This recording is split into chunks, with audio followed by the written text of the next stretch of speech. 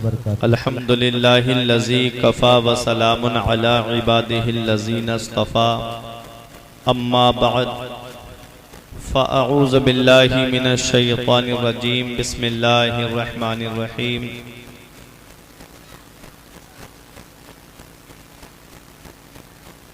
इन्नल्लज़ीना आमनू व अमिलुस्सालिहाति सयजअलु लहुमुर रहमानु वुद्दा।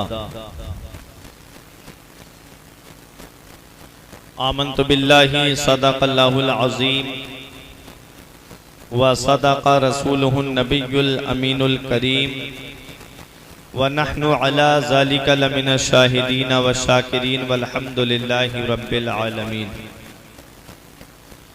बंदे परवरदिगारम उम्मते खैरुल वरा दोस्त दारे चार यारम अहले बैते मुस्तफ़ा दाना ताबे हर वली पास बे गौसना मजहब हनफिया दारम मसलके अहमद रज़ा। हमारे दीन की हक़ानियत के दोनों शाहिद हैं मोइनुद्दीन अजमेरी मुहय्युद्दीन जीलानी। राहे हक़ में जवानी को कुर्बान किया, राहे हक़ में जवानी को कुर्बान किया, गाज़िये दीनो मिल्लत पे लाखों सलाम। आइए हजरात, हम और आप मिलकर सबसे पहले मुस्तफ़ा जाने रहमत शम्ए बज़्मे हिदायत नौशहे बज़्मे जन्नत काबे के बदरुद्दुजा तैबा के शम्सुद्दुहा दाफ़े जुमला बला जिस नबी की अज़मत व शान को बयान करते हुए मेरे पीरो मुर्शिद फ़ख्रे अज़हर फरमाते हैं, जहाँ में उनकी चलती है वो दम में क्या से क्या कर दें। जहाँ में उनकी चलती है वो दम में क्या से क्या कर दें। ज़मी को आसमां कर दें, सुरैया को सरा कर दें। माशाअल्लाह माशाअल्लाह। फ़िज़ा में उड़ने वाले यूना इतराएं निदा कर दें। वो जब चाहें जिसे चाहें उसे फरमा रवा कर दें। माशाअल्लाह। पूरा मजमा मोहब्बत व अक़ीदत के साथ गुंबद खज़रा की जानिब लो लगाकर दुरूद पाक की डालियां मोहब्बत की थालियों में इस उम्मीद पे सजा करके पेश करें कि पढ़ोगे दिल से जो सुबह मसा दुरूद शरीफ तो खुद सुनेंगे रसूल खुदा दुरूद शरीफ। नबी को कब्र में देखा जो एक आशिक ने तो झूम झूम के पढ़ने लगा दुरूद शरीफ। पढ़िए बावाज़े बुलंद अल्लाहुम्मा सल्ली अला सय्यिदना व मौलाना मुहम्मदिन व बारिक वसल्लम सलातुन व सलामन अलैका या रसूल अल्लाह सल्लल्लाहु तआला अलैहि वसल्लम।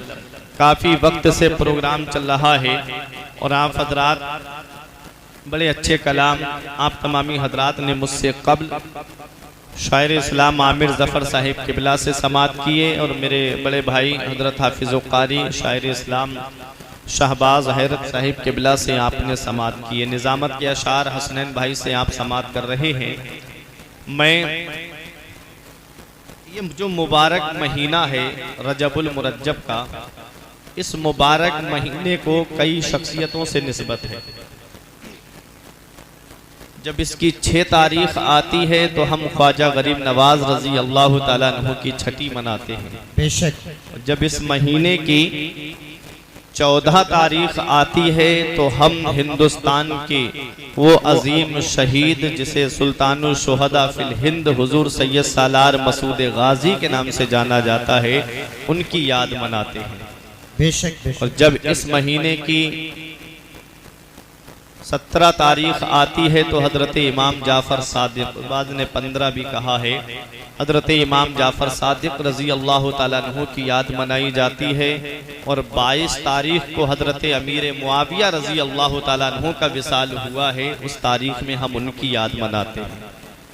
इस महीने को बहुत शख्सियतों से निस्बत है, लेकिन आज मैं जो तकरीर करूंगा तो मैं सिर्फ 2 शख्सियतों के ताल्लुक से बयान करूंगा। एक हुजूर सैयद सालार मसूद गाजी के ताल्लुक से और दूसरी ख्वाजा गरीब नवाज रजी अल्लाह ताला अन्हु के ताल्लुक से, क्योंकि हिंदुस्तान की सरजमीन पर इस्लाम का झंडा लहराने में इन 2 शख्सियतों का अहम किरदार है। इन 2 शख्सियतों का नाम तारीख के अव्वल सफ़हात पे मिलता है। हजरात, वैसे तो इस हिंदुस्तान में इस्लाम लाने वाली बहुत सारी शख्सियतें हैं, मैं वो सब बयान नहीं कर सकता, क्योंकि मैं यहाँ आपके भिंगा के बराबर में चौबे पुरबा में अब से तकरीबन 2 साल पहले आया था। वहाँ पर मैंने मुख्तसर सा बयान किया था गाज़ी पाक के ताल्लुक से। आज फरमाइश के तौर पे कहा गया है कि हुजूर गाज़ी पाक का बयान करना है, तो आज मुझे मुकम्मल बयान करने का मौका मिलेगा। दुआ है परवरदिगार मुझे हक बोलने और आपको हक सुनने की तौफीक अता फरमाए। बस मेरी एक थोड़ी सी गुजारिश रहेगी अपने उन भाइयों से जो मेरे भाई खड़े हुए हैं या दूर खड़े होकर के सुन रहे हैं, वो तमाम के तमाम आकर के कुर्सियों पर बैठ जाएं। ये इतना अच्छा इंतजाम इंसराम हमारे मोइनुद्दीन भाई ने और शहाबुद्दीन भाई ने किसी और के बैठने के लिए नहीं किया है, बल्कि आप हजरात के बैठने के लिए किया है। आप बैठे सुकून से जलसे को सुने। आप दूर जाएंगे, मेरी नजरों से तो छुप सकते हैं, लेकिन बहराइच के दूल्हा हुजूर सैयद सालार मसूद गाजी की नजरों से नहीं छुप सकते। आप बैठे सुकून के साथ बैठे। उस अल्लाह के नेक बंदे का मैं आज जिक्र करूंगा जिनका नाम तारीख के सफहात में जब आप देखेंगे तो हिंदुस्तान की सरजमीन पर सन हिजरी 425 के करीब इस हिंदुस्तान की सरजमीन पे इस्लाम का झंडा जिस शख्सियत ने हिंदुस्तान में लहराया था, उसे दुनिया गाज़ी पाक के नाम से याद करती है। मैं चंद अशार पढ़ता हूं, आप हजरात की समझ में आ जाए तो सुभान अल्लाह से नवाज दें। मेरा दावा है जो गाजी मियाँ से प्यार करते हैं, मेरा दावा है जो गाजी मियाँ से प्यार करते हैं, मेरा दावा है जो गाजी मियाँ से प्यार करते हैं, यकीनन लाजी उनकी सैयदे सालार रखते हैं, यकीनन लाजी उनकी सैयदे सालार रखते हैं। अली के घर का बच्चा कोई बुज़दिल हो नहीं सकता, अली के घर का बच्चा कोई बुज़दिल हो नहीं सकता। अरे शुजाअत की सनद जब हैदरे करार रखते हैं, शुजाअत की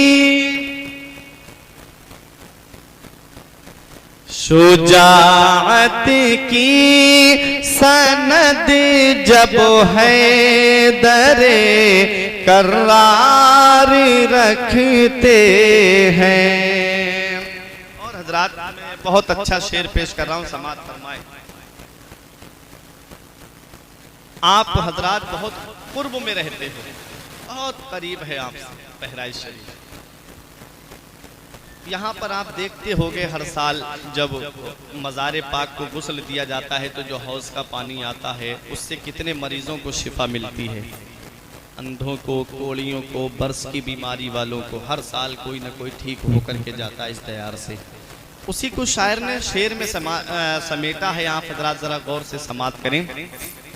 मरीज आए शिफा पाए, शिफा पाकर चले जाए, मरीज आए शिफा पाए, शिफा पाकर चले जाए, मरीजों के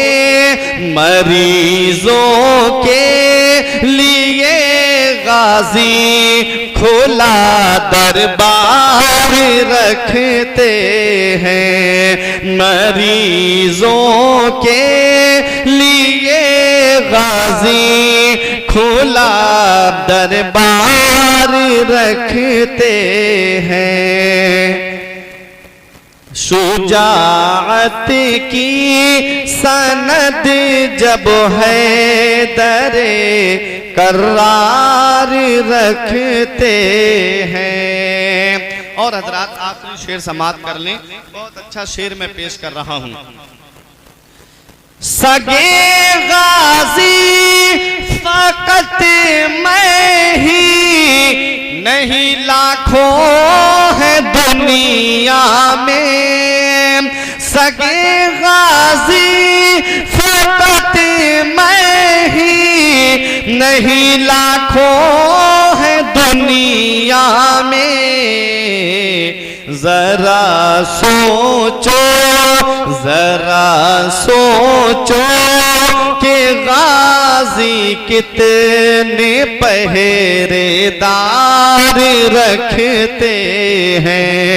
जरा सोचो कि गाजी कितने पहरेदार रखते हैं। मेरा दावा है जो गाजी मियाँ से प्यार रखते हैं। दुरूद पाक पढ़े, अल्लाहुम्मा सल्ली अला सय्यिदिना व मौलाना मुहम्मदिन व बारिक वसल्लम।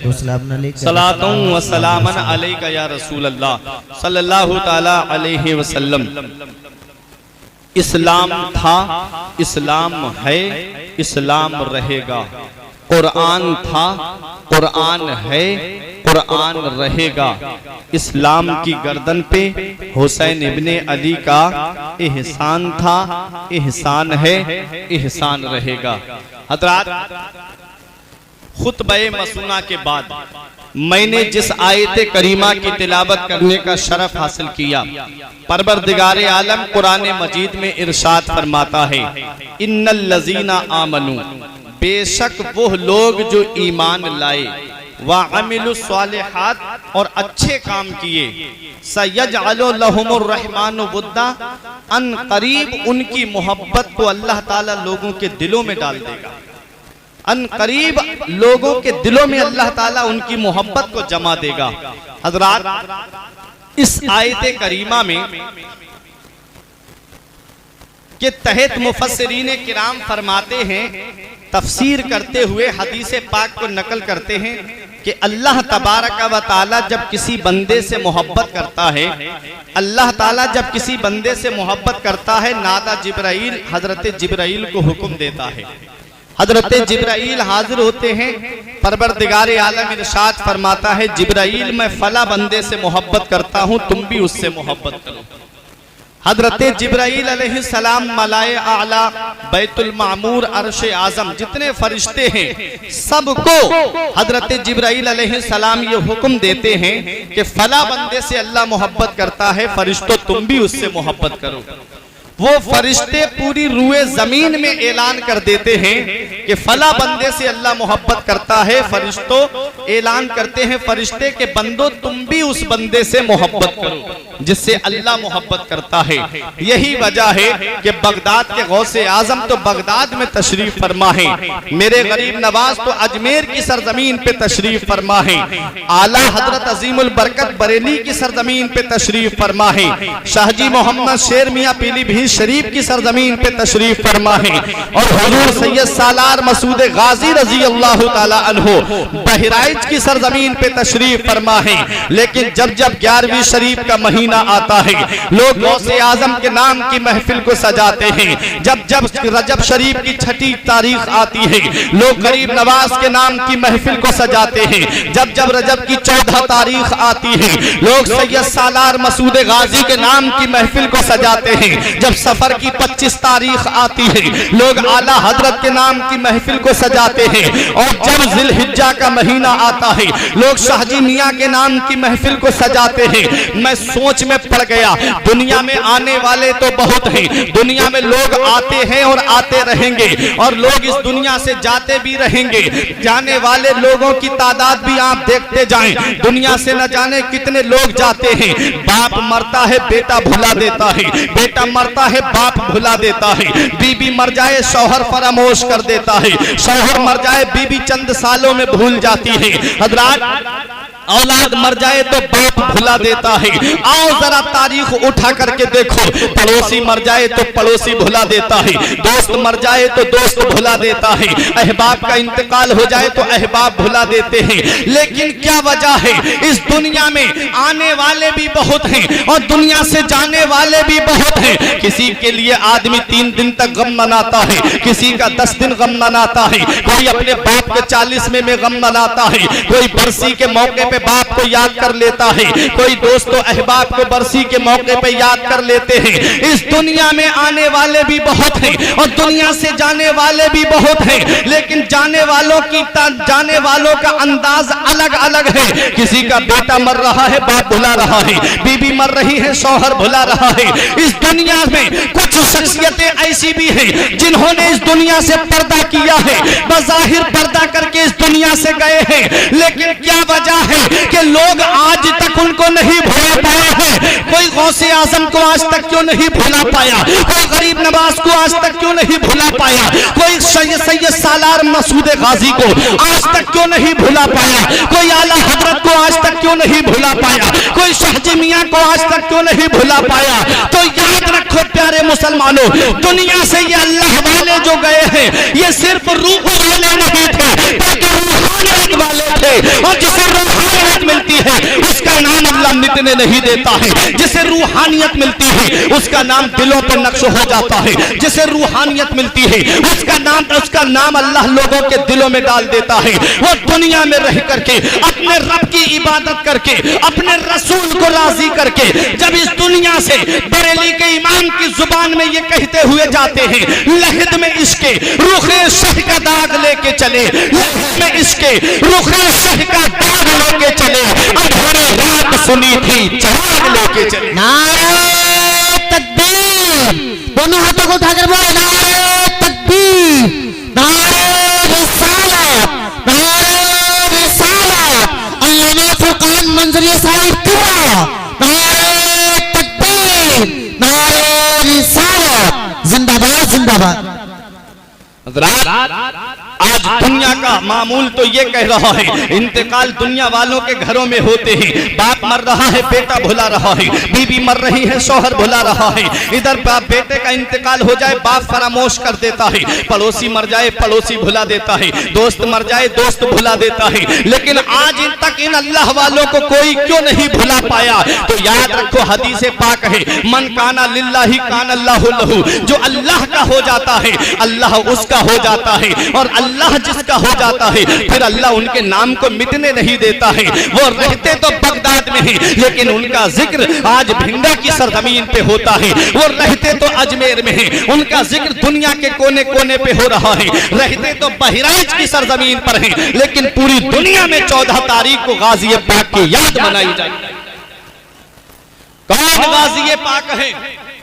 वो सैयद सालार मसूद गाजी रजी अल्लाह ताला अन्हु।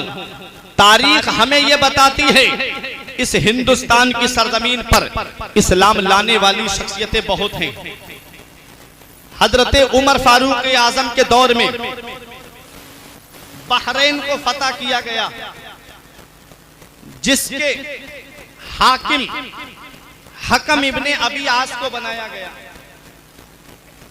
हजरत हकम इब्ने अबी आस कपड़े की तिजारत करने के लिए हिंदुस्तान आए। कहां? कालीकट के इलाके में, केरला जिसे हम बोलते हैं, केरला के इलाके में 15 से 16 लोग थे और अपनी मार्केट लगाई, दुकानें लगाई, कपड़े का कारोबार करते थे। गैर मुस्लिमों की बस्ती थी बराबर में। वो लोग देखते थे जब जब नमाज का वक्त होता है, ये मार्केट बंद करके अपने रब की इबादत करते हैं। आज मस्जिद में अजान हो, नमाज होती है, हमारे ऊपर कोई फर्क नहीं पड़ता। फिर कहते हो कि हमारे ऊपर मुसीबतें आ रही हैं, हुकूमत हमारे ऊपर जुल्म कर रही है, हमारी कहीं सुनी नहीं जा रही है। कहते हो कि नहीं कहते हो? याद रखो, वो पत्ता पेड़ से गिर जाता है जो अल्लाह के जिक्र से गाफिल हो जाता है। वो मछली शिकार हो जाती है जो अल्लाह के जिक्र से गाफिल हो जाती है। वो घास काट ली जाती है जो अल्लाह के जिक्र से गाफिल हो जाती है। तुम अल्लाह का जिक्र ना करो, तुम्हारे ऊपर मुसीबतें ना आए। मदीने वाले मुस्तफ़ा का सदका है कि अजाब तुमसे उठा लिया गया है। कौमे मूसा में पैदा हुए होते तो कब के मिटा दिए गए होते। कौमे आद में पैदा हुए होते तो कब के पहाड़ों से टकरा के मार दिए गए होते। कौमे ईसा में पैदा हुए होते तो कब के चेहरे मस्क कर दिए गए होते। ये सदका है मदीने वाले मुस्तफ़ा का कि तुम्हारे ऊपर से अजाब उठा लिया गया। वरना ऐसा कौन सा गुनाह है जो आज इस उम्मत के अंदर मौजूद नहीं है।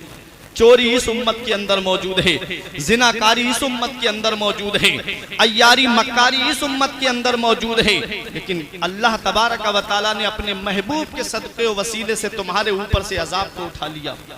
याद रखो प्यारे मुसलमानों, मुसलमान वो थे, वो मुअज़्ज़ज़ थे जमाने में मुसलमान होकर, और हम ख्वार हुए तारिके कुरान होकर।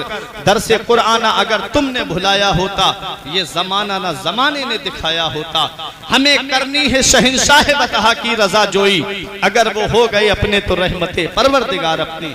हज़रात बहुत गौर से सुनिएगा, गैर मुस्लिम आए, थोड़ी तवज्जो बड़ी मुसलमानों की तरफ, कपड़ा खरीदने के लिए। एक कपड़े की दुकान पे जब खड़े हुए तो कपड़ा देखा, कपड़ा बहुत अच्छा था। कहा कि कितने में बेचोगे? कहा ये कपड़ा है तो बहुत कीमत का, लेकिन मैं इतनी कीमत में दूंगा, बहुत सस्ते दाम लगाए। उस गैर मुस्लिम ने कहा कि इसको इतना सस्ता क्यों बेच रहे हो? तो उस मुसलमान ने कपड़े का थान खोल करके उसके अंदर ऐब दिखाया। ऐब क्या था कि कपड़ा के अंदर से अगर कोई तार खींच लिया जाता है तो उसमें एक सांठ पड़ जाती है, एक लकीर पड़ जाती है, वो ऐब आ जाता है। मुसलमान ने कहा इस कपड़े के अंदर ये ऐब है, इसलिए मैं दिखा के बेच रहा हूँ। उसने कहा कि ये कोई बड़ा ऐब नहीं था, आप अगर ना भी बताते तब भी मैं खरीद लेता। उस मुसलमान का जवाब सुनो, कहा मदीने वाले मुस्तफा ने फरमाया है जब भी ग्राहक तुम्हारी दुकान पर आए तो उसे धोखा मत देना, जो सच्चाई हो वो बता देना।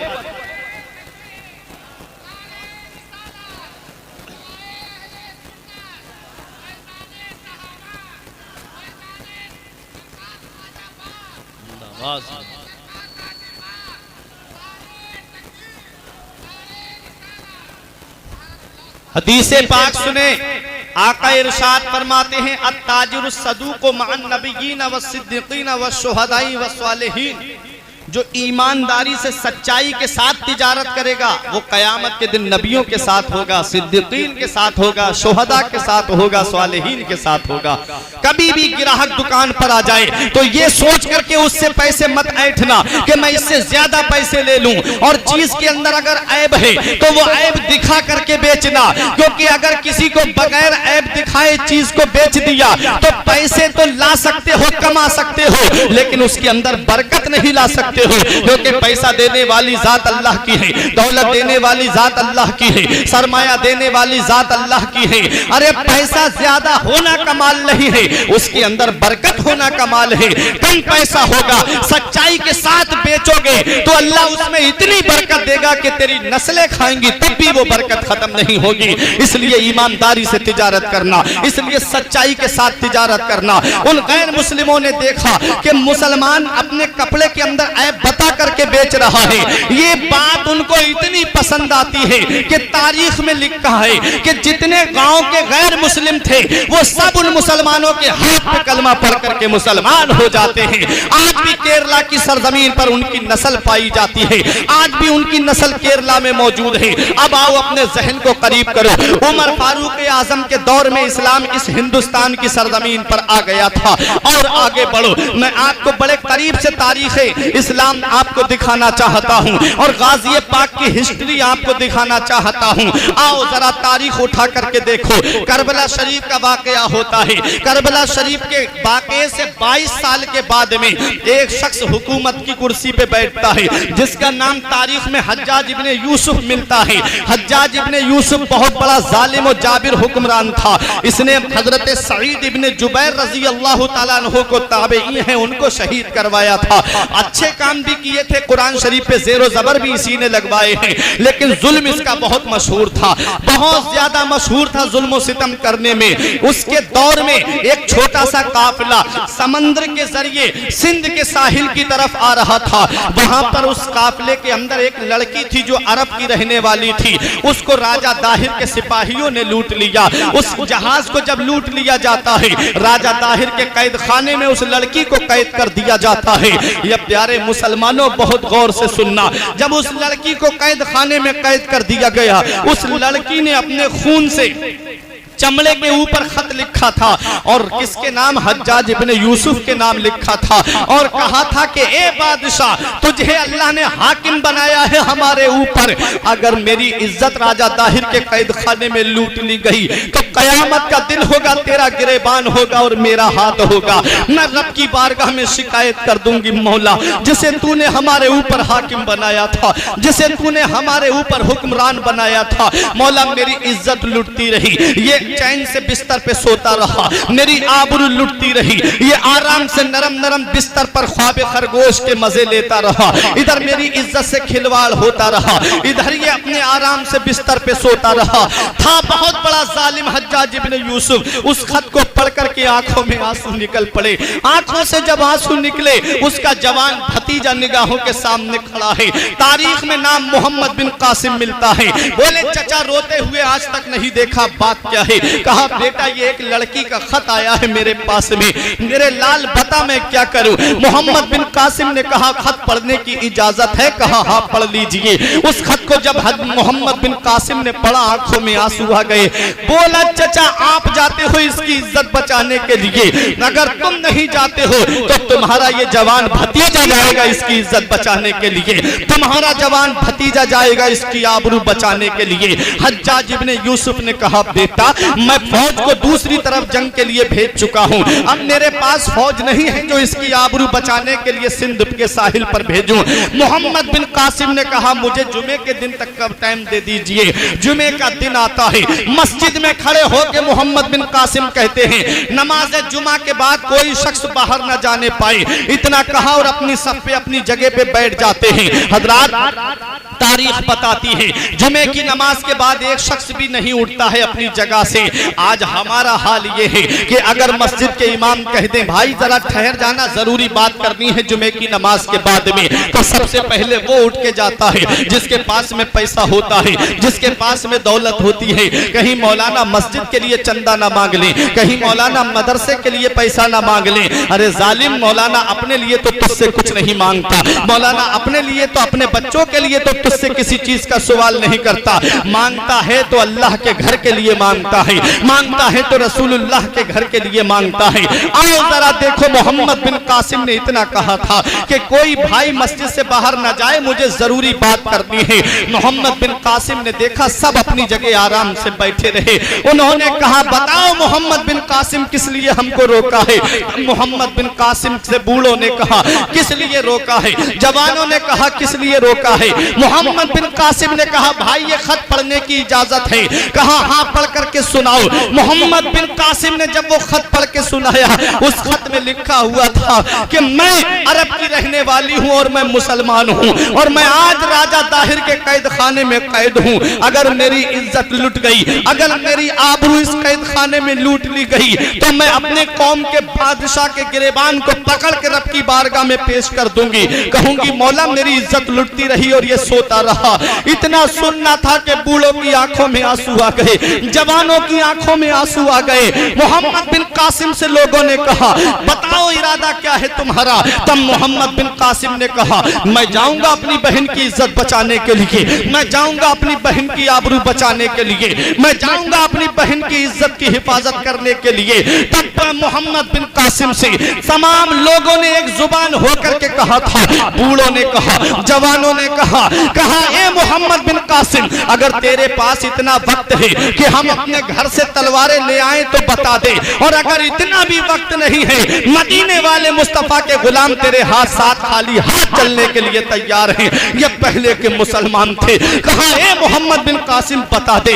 मोहम्मद बिन कासिम आ रहे हैं करबला के वाक़े के 22 साल के बाद में। कहा सिंध की सरजमीन पर इस्लाम का झंडा लेकर के आ रहे हैं, इस्लाम का परचम लेकर के आ रहे हैं। हिंदुस्तान की सरजमीन पर आए और आकर के राजा दाहिर के कैद खाने की ईंट से ईंट बजा दी, और अपनी बहन की इज्जत को बचा करके जब अरब लेकर के जाने लगे, तब किसी ने मोहम्मद बिन कासिम का हाथ पकड़ के कहा ए मोहम्मद बिन कासिम, ये तेरी रिश्ते में लगती कौन है? इतनी बड़ी ताकत से टकराने आ गया, इतनी बड़ी फौज से टकराने आ गया, चंद लोगों को लेकर के आया है इतनी बड़ी फौज से टकराने के लिए, भारत के 7 समंदर पार करके तू यहाँ तक आ गया, जरा ये तो बता दे ये तेरी रिश्ते में लगती कौन है? तब मोहम्मद बिन कासिम ने कहा ए लोगों ये मेरी बहन लगती है बहन। कहा तू रहने वाला कहाँ का, ये रहने वाली कहाँ की, ये तेरी रिश्ते में कैसी बहन लगती है? तब मोहम्मद बिन कासिम ने एक जुमला कहा था ए लोगों सुनो,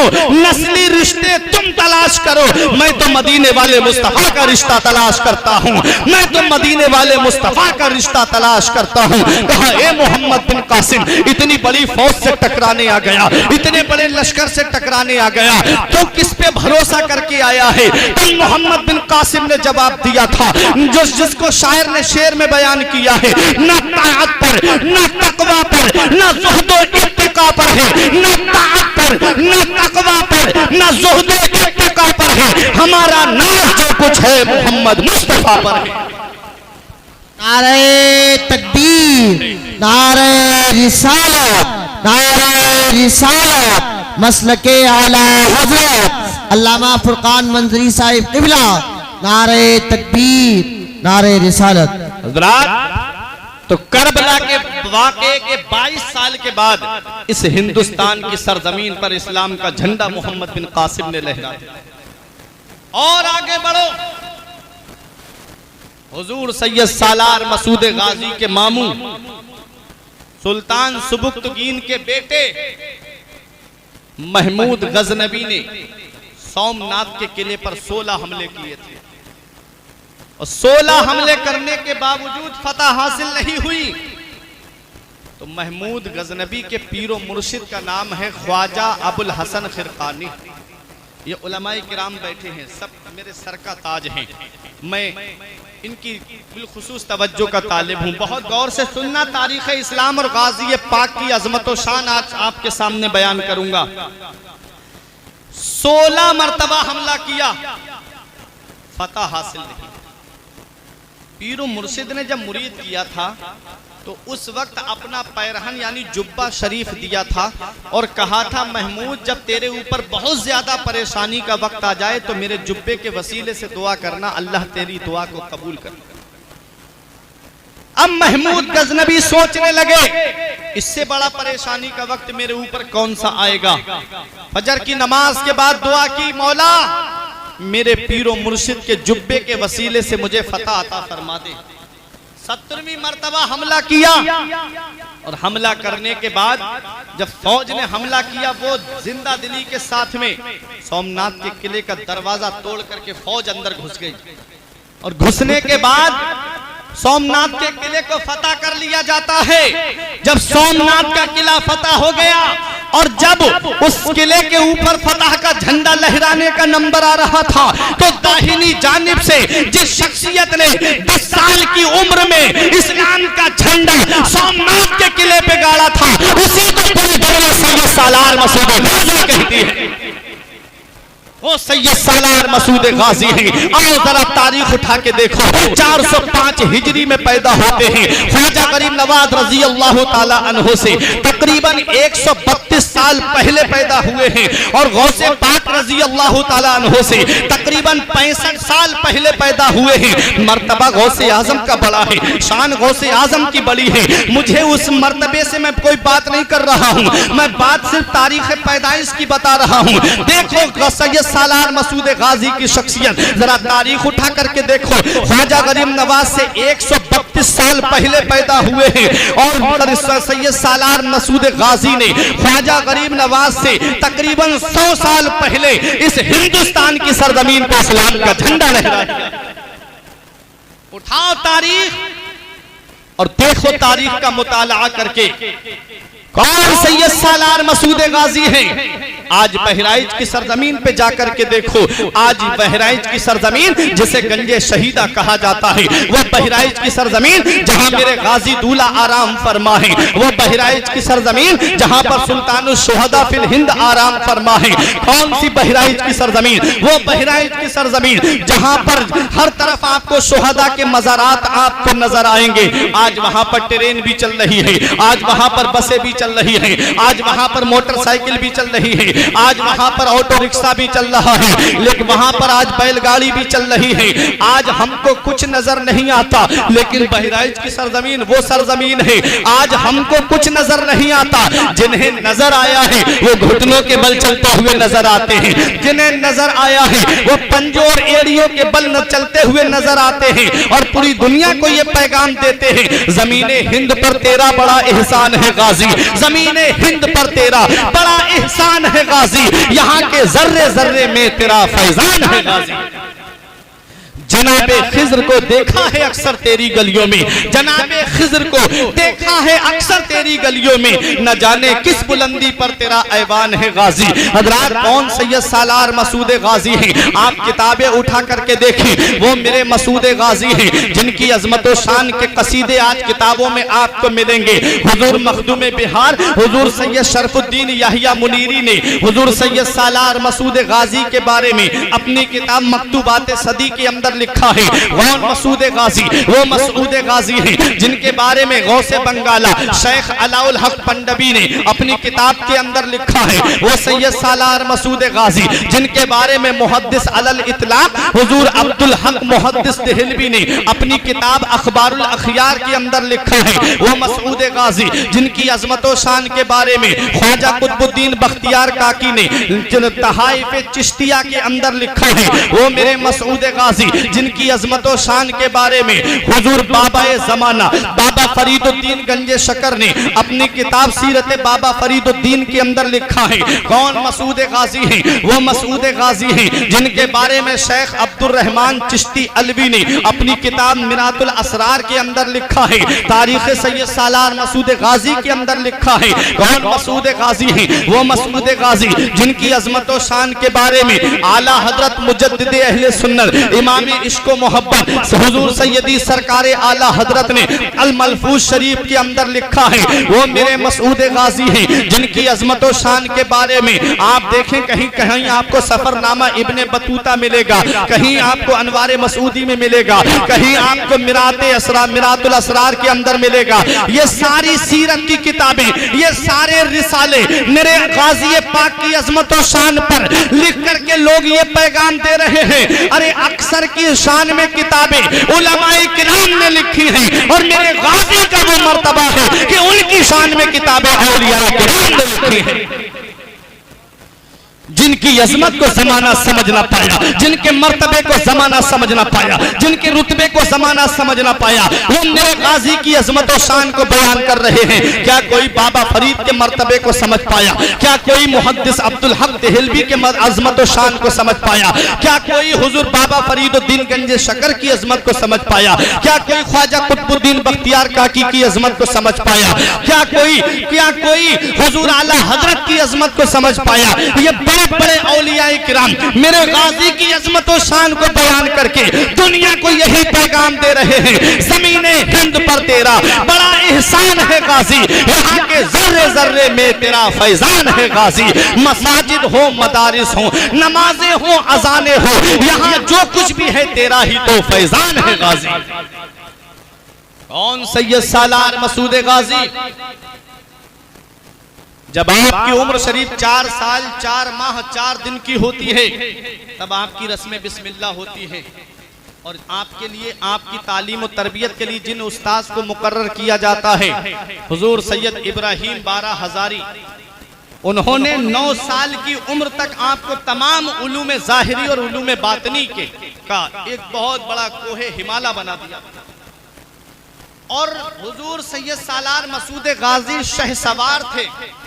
शहसवार उस बहादुर को कहते हैं कि घोड़ा कितनी भी तेज रफ्तार पर भाग रहा हो, सैयद सालार मसूद गाजी उसके ऊपर कूद के बैठ जाया करते। तलवार चलाना, नेजा चलाना, बर्छी चलाना, सारे फनून आपने 9 साल की उम्र में हासिल कर लिए थे। वो सैयद सालार मसूद गाजी रजी अल्लाह ताला अन्हु बहुत कम उम्र में जामे शहादत आपने नोश कर लिया। लेकिन तारीख बताती है कि आप हिंदुस्तान की सरजमीन अजमेर मुअल्ला की सरजमीन पे आप पैदा हुए थे। आओ जरा देखो, हुजूर सैयद सालार मसूद गाजी अपने मामू से इजाजत लेकर के जब आप बहराइच की सरजमीन पे तशरीफ ला रहे थे, आप आ रहे थे रास्तों पे कयाम करते हुए, और जब बहराइच की सरजमीन पे आपने कयाम किया, उस वक्त यहाँ पर बहराइच की सरजमीन पे जो राजा थे, रिवायतों में मिलता है तकरीबन 21 राजा या 17 राजा मिलकर के गाजी पाक के मुकाबले के लिए आए थे। अल कुफ्र मिल्लतुन वाहिदा, हदीस में है काफिर एक ही मिल्लत है, सब के सब गाजी पाक के मुकाबले के लिए आए। और मेरे गाजी को धोखे से शहीद किया गया था। मेरे गाजी पाक रजी अल्लाह ताला अन्हु की फौज आगे बढ़ती जा रही थी, और एक मैदान था जहां जमीन में कीले गाड़ दी गई थी और उनके ऊपर रेत बिछा दी गई थी। गाजी पाक की फौज जब आगे बढ़ती जा रही थी तो गाजी पाक के लश्करियों के घोड़ों की टापों के अंदर जब कीले चुभी तो वो घोड़े बिद के, कुछ लोग तो घोड़ों की टापों के नीचे आ गए और सोचा कि ये फौज अब बिखर चुकी है। तब चारों तरफ से हमला किया गया था। एक बहुत बड़ी फौज लाई गई थी। राजा सेहरदेव भी उसी में था, राजा रामचरण भी उसी में था, और राजा सोहेल देव भी उसी में था। बड़े बड़े राजा मिलकर के गाजी पाक के मुकाबले के लिए आए थे। और जब मेरे सैयद सालार मसूद गाजी के लिए सोहेल देव ने पहाड़ की आड़ लेकर के जब एक तीर मारा था जो आपके हल्क पर लगा था, मेरे गाजी पाक और आपका घोड़ा जब जख्मों से चूर हो गया, तीरों से छलनी हो गया। गाजी पाक जब घोड़े से नीचे तशरीफ ला रहे थे तो आपका जो खादिम था, जिसे दुनिया वाले सिकंदर दीवाने के नाम से जानते हैं, सिकंदर दीवाने ने अपने हाथों पे ले लिया था और आंखों में आंसू आ गए। कहा, हुजूर आपने इस्लाम का झंडा हिंदुस्तान में लहराया है, आपने इस्लाम का परचम हिंदुस्तान में लहराया है। हुजूर आपके बाद इस्लाम का परचम कौन बुलंद करेगा? आपके बाद इस्लाम का झंडा कौन लहराएगा? आपके बाद इस्लाम की मजहब इस्लाम की नशर व इशाअत कौन करेगा? आंखों से आंसू निकले सिकंदर दीवाने के। मेरे गाजी के चेहरे पर गिरे, आंखें खोल के देखा सिकंदर दीवाना रो रहा है। हाथ चेहरे पे फेर के कहा, मत रो मेरे दीवाने, मत रो सिकंदर, रोने की जरूरत नहीं है। इन्ना दीना इंदल्लाहिल इस्लाम, बेशक अल्लाह का पसंदीदा दीन सिर्फ इस्लाम है। अल्लाह मजहब इस्लाम की हिफाजत के लिए अपने महबूब बंदों को भेजता रहता है। अल्लाह ताला के महबूब बंदे आएंगे इस मजहब इस्लाम के परचम को बुलंद करने के लिए। हजरात, मेरे गाजी पाक रजी अल्लाह ताला ने जब महुए के दरख्त के नीचे जामे शहादत नोश किया, बहुत जहां सुहेल देव की फौज ने के चिल्लाओ गाजी पाक के जिस्म को तलाश करके उसकी बेहुरमती की जाए, अल्लाह तबारक व तआला ने आपके जिस्म को छुपा दिया। किसी को नजर नहीं आया मेरे गाजी पाक का जिस्म, और आपका जो कुत्ता था वो कुत्ता आपके जिस्म की हिफाजत करता रहा। अल्लाह अकबर। तारीख बताती है मेरे गाजी पाक की शहादत के बाद में एक मजलिस मस्तो तरब रखी गई और कहा कि अब कोई नहीं है हिंदुस्तान में जो इस्लाम का झंडा बुलंद करे, अब कोई नहीं है हिंदुस्तान में अब इस्लाम का परचम बुलंद करे, अब कोई नहीं है हिंदुस्तान में जो इस्लाम का झंडा लहराएगा। गाजी पाक की शहादत के बाद में अब लोग समझ रहे थे अब कोई नहीं आएगा हिंदुस्तान में इस्लाम का झंडा लहराने के लिए। उनको क्या पता कि फानूस बन के जिसकी हिफाजत हवा करे, फानूस बन के जिसकी हिफाजत हवा करे, वो शम्मा क्या बुझे जिसे रोशन खुदा करे। सुभान अल्लाह, सुभान अल्लाह। नारे तकबीर, नारे रिसालत, उलमाए अहले सुन्नत, नारे तकबीर, नारे रिसालत। सुभान अल्लाह, जिन्होंने मेरे गाजी पाक को शहीद किया, आज मजार शरीफ के इहाते में जाकर के देख लो, वहां की चादर से, वहां के तेल से, वहां के पानी से सबसे ज्यादा वही लोग शिफायाब होते हुए नजर आ रहे हैं। मेरे गाज़ी पाक ने पूरी दुनिया को एक पैगाम दिया था, लोगों मैं यहाँ कोई जमीन पे कब्जा करने नहीं आया था, मैं यहाँ पर सिर्फ मजहब इस्लाम की नशर इशाअत करने के लिए आया था, मैं तो यहाँ पर अल्लाह अल्लाह करने के लिए आया था, मैं तो यहाँ पर अपने रब को याद करने के लिए आया था। मेरे गाज़ी पाक रज़ी अल्लाह ताला अन्हु को शहीद करने के बाद में लोगों ने सोचा कोई नहीं है हिंदुस्तान में इस्लाम का झंडा बुलंद करने वाला। यहाँ पर हमारे बुजुर्ग बैठे हुए हैं, मैं इनसे एक बात पूछना चाहता हूँ, जब तो पहलवान अखाड़े में लड़ते हैं तो बताओ जो अखाड़ा छोड़ के भाग जाता है वो बहादुर होता है या जो अखाड़े में खड़ा रहता है वो बहादुर होता है? तो तुम्हारा एक ही जवाब होगा, जो अखाड़े में खड़ा होता है वही बहादुर होता है, जो मैदान छोड़ के भाग जाता है उसे बुज़दिल कहा जाता है, उसे कायर कहा जाता है, जो अखाड़ा छोड़ के भाग जाता है उसे तारीख में हारा हुआ कहा जाता है। बहराइच की सरजमीन पे जाकर के देखो, मेरे मसूद गाजी का एक छोटा सा लश्कर था और उनके मुकाबले के लिए हजारों की तादाद में राजा सुहेल देव फौज लेकर के आया था। लेकिन तारीख बताती है कि आप बहराइच की सरजमीन पे जाकर के देखो, कोई उन राजाओं के बारे में डंडा ठोक के ये नहीं कह सकता कि वो इस बिरादरी के थे या वो इस खानदान के थे। कोई कहता है वो जैन थे, कोई कहता है वो फारसी थे, कोई कहता है कि वो राजपूत थे, कोई किसी एक बात पर इत्तेफाक नहीं है। मगर वह मेरे मसूद गाजी तेरी अजमत का जवाब नहीं है, तेरी शान का जवाब नहीं है, तेरी बुलंदी का जवाब नहीं है, तेरी अजमत का जवाब नहीं है, तेरे मकामे सुरैया का जवाब नहीं है।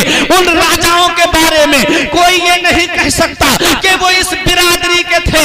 आज उनके नामो निशान मिट गए, लेकिन कसम खुदा की बहराइच की सरजमीन पर मेरे गाजी का आस्ताना आज भी आपको नजर आएगा और वहां पर शहीदों के मज़ारात आज भी आपको मिलेंगे और मेरे गाजी के आस्ताने पर हुसैनी परचम आज भी लहरा रहा है और पूरी दुनिया को पैगाम दे रहा है, ज़मीने हिंद पर तेरा गाजी, ज़मीने हिंद पर तेरा गाजी, यहाँ जर्रे जर्रे में तेरा। अल्लाह सुभान नारे तकबीर, नारे रिसालत, हजरत अल्लामा फुरकान रजा साहब मंजरी, नारे तकबीर, नारे रिसालत, सुभान अल्लाह सुभान अल्लाह।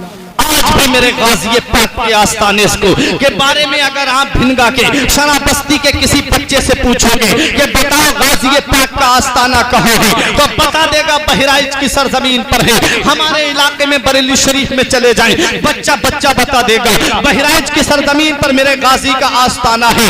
आज भी मेरा गाज़ी मैदान में खड़ा हुआ है, पूरी दुनिया को ये पैगाम दे रहा है, इस्लाम था इस्लाम है इस्लाम रहेगा, कुरान था कुरान है कुरान रहेगा। इस्लाम की गर्दन पे हुसैन इब्न अली का एहसान था एहसान है एहसान है। सुभान अल्लाह सुभान अल्लाह सुभान मेरे अल्लाह। मसूद गाजी दुनिया जानती है। लोगों ने समझा हमने मसूद गाजी को शहीद कर दिया तो हमने उनका नसब खत्म कर दिया। लोगों ने सोचा हमने मसूद गाजी को शहीद कर दिया, अब कोई नहीं है हिंदुस्तान में। लेकिन तारीख उठा करके देखो, गाजी पाक की रूहानियत देखो। आज मैं आपको दिखाना चाहता हूँ जिन लोगों ने शहीद किया उन्हीं को देखो कैसा फायदा पहुंच रहा है। आओ जरा जासू का वाकया आपने नहीं सुना, जासू का किस्सा आपने नहीं सुना। बहराइच शरीफ के करीब में एक गांव है, उस गांव का रहने वाला था जासू, बिरादरी का यादव था। उसकी बीवी बड़ी खूबसूरत थी, लेकिन कोई औलाद नहीं थी उसके घर में, कोई चिराग जलाने वाला नहीं था उसके घर में।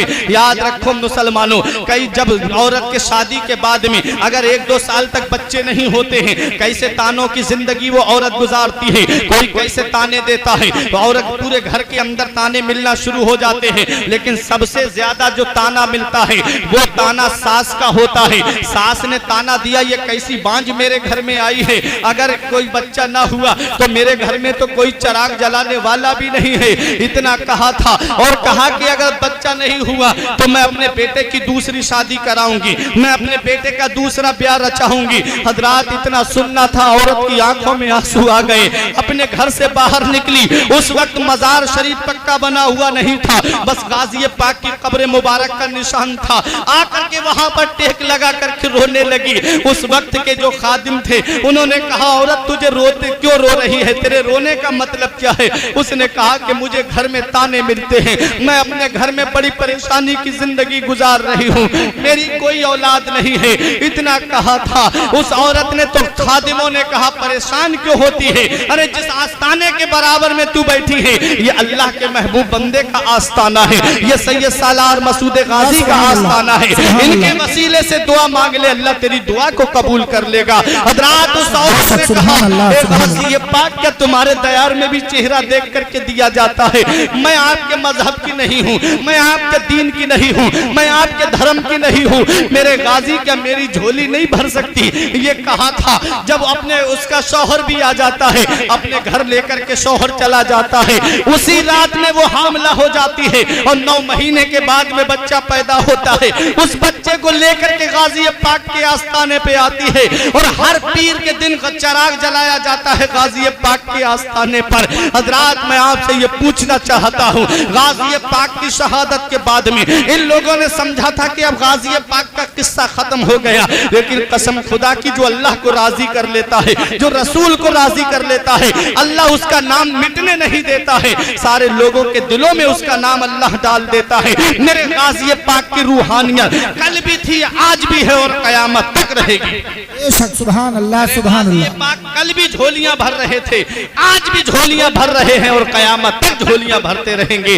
आज भी गाजी पाक के आस्थाने से लोगों को मिल रहा है, कल भी मिल रहा था और कयामत तक मिलता रहेगा। लेकिन सच्चाई यह है कि सच्चे दिल से मांगना चाहिए, सिद्क दिल से मांगना चाहिए, ये नहीं कि रस्मी तौर पे बातें निभाई जाएं। आओ जरा देखो मेरे गाजी की रूहानियत, मैं आपको बताना चाहता हूँ। हुजूर सैयद सुल्तान रहमतुल्लाह अलैह हैं, उन्होंने ख्वाजा कुतुबुद्दीन बख्तियार काकी के मजार के सामने जो कब्रिस्तान है वहां पर मुराकबा किया, कई दिन तक मुराकबा करते रहे। लेकिन बताते हैं कि एक दिन उन्होंने क्या देखा कि एक कोड़ी जा रहा है, बीमार 7 वर्ष की बीमारी वाला जा रहा है।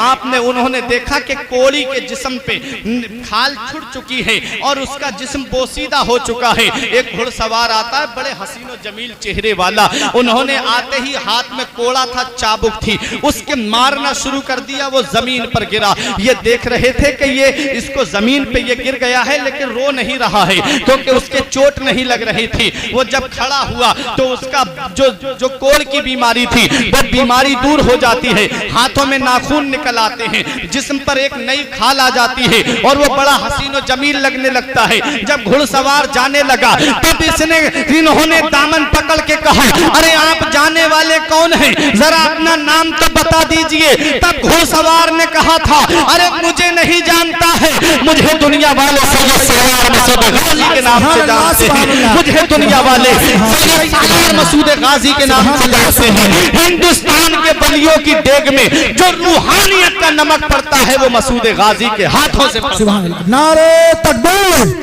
नारे रिसालत, नारे रिसालत, मसलके आला हजरत हजरत अल्लामा फुरकान रजा साहब मंजरी, नारे तकबीर, नारे रिसालत। सुभान अल्लाह, सुभान अल्लाह। वो मेरे मसूद गाजी, तारीख उठा करके देखो मेरे गाजी पाक की, कैसे कैसे लोगों की झोलियां भरी हैं, कैसे कैसे लोगों की मदद की है मेरे गाजी पाक ने।